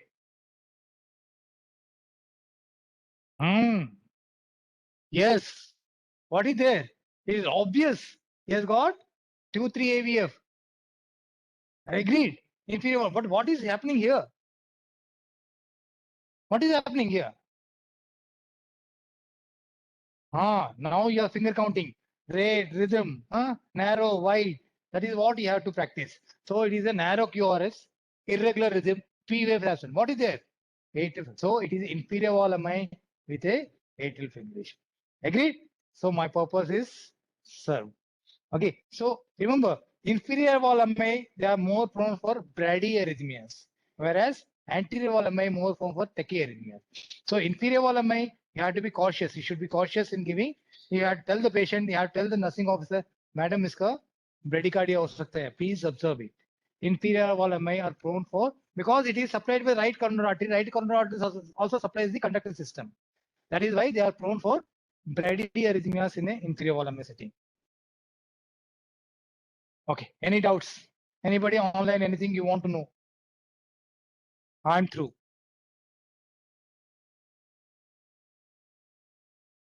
Anybody online? Anyone? Any questions and doubts? Seema? Seema? Okay. If anybody online? ठीक. Thank you then. बता. Thank you. You can. Thank you all for your participation. Thank you very much, sir. Thank you. Okay. Thank you.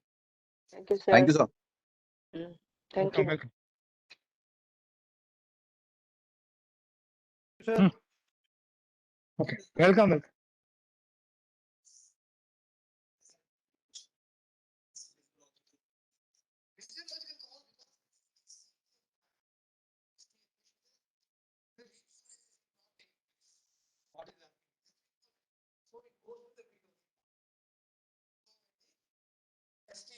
Because it is affected.